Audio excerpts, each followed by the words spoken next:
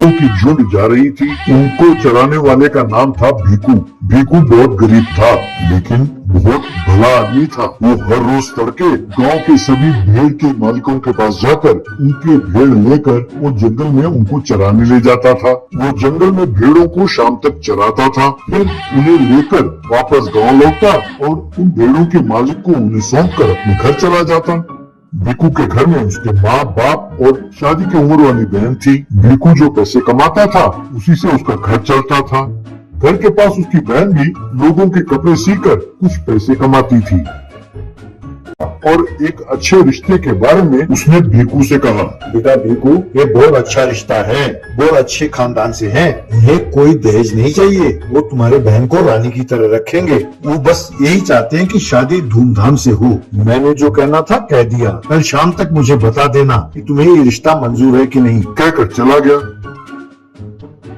फिर उसकी बहन, भैया धूमधाम से शादी करना हो तो कम से कम 10 लाख खर्च होंगे। हमारे पास इतने पैसे नहीं है भैया, इसीलिए मैं कहती हूँ कि तुम इस रिश्ते को मना कर दो।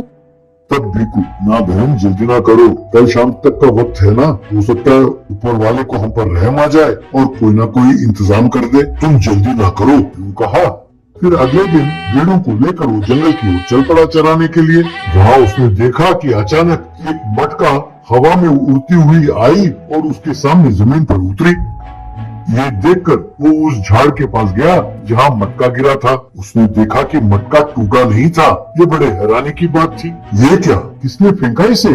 इतनी ऊंचाई से गिरी है, फिर भी मिट्टी से बना ये मटका टूटा नहीं। बड़ी हैरानी की बात है। तब वो मटका, बेटा मैं एक जादुई मटका हूँ, इसीलिए मैं टूटी नहीं। मैं जरूरतमंदों की मदद करती हूँ। यदि मुझे उनका बर्ताव अच्छा नहीं लगा तो मैं वहाँ से उड़न छू हो जाती हूँ, फिर जिनके पास मैं जाऊँ उनकी मदद कर देती हूँ। तब भीकू ने उस मटके को प्रणाम किया और कहने लगा, ये मटका माता, तुम सही समय पर आई हो। यूं कहकर उसने अपने मन की सारी बात बताई। तब वो मटका, मैं तुम्हारी मदद जरूर करूँगी, लेकिन अगर तुम्हारे मन में लालच जागी तो मैं यहाँ से गायब हो जाऊंगी। तब भीकू, मैं गरीब जरूर हूँ माँ, लेकिन लालची नहीं, मेरी मदद करो, यूं कहा। तब मटका, मैं तुम्हारी यूं मदद नहीं करूंगी। अगर कोई तुम्हारे पास आकर कोई इच्छा प्रकट करे तो मैं उनकी इच्छा पूरी करूंगी। उनमें तुम आधा ले सकते हो। अगर तुम खुद मुझसे कुछ मांगोगे तो मुझे गुस्सा आएगा और मैं तुम्हें छोड़कर चली जाऊंगी। तब भीकू ने कहा, ठीक है माता, यूं कहा और मटके को लेकर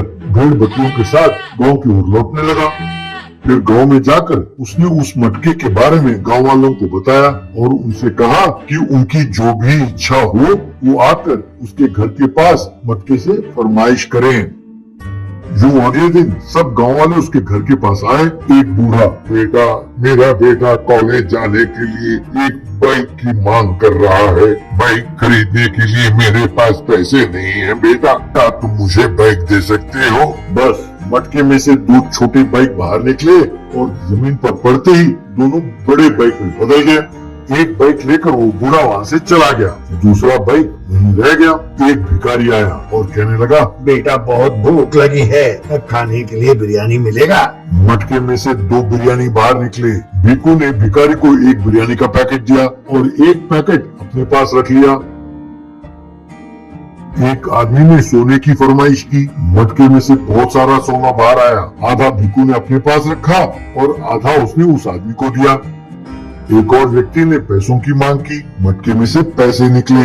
आधे पैसे भीकू ने अपने पास रखा, आधा उसको दिया। भीकू ने अपनी बहन की शादी उन पैसों से बड़े धूमधाम से रचाई। भीकू ने एक बहुत बड़ा बंगला बनवाया और बहुत बड़ी गाड़ी खरीदी और ठाट से रहने लगा और लोगों की फरमाइश वो मटके में से पूरा करता रहा। एक दिन एक चोर की नजर उस मटके पर पड़ी। रात को वो आया, मटका चुरा कर ले गया। उस मटके को एक जगह रखा और कहने लगा, ये जादुई मटका, मुझे ढेर सारे पैसे चाहिए। लेकिन मटके में से सांप और बिच्छू बाहर निकले और उसे डंक मारने लगे। वो दर्द से कराता हुआ और चिल्लाता हुआ बाप रे कहकर वहाँ से भाग गया। तब वो मटका हवा में उछला और दूर जाकर एक जगह गिरा। एक और व्यक्ति ने उस मटके को देखा और उसे उठा लिया।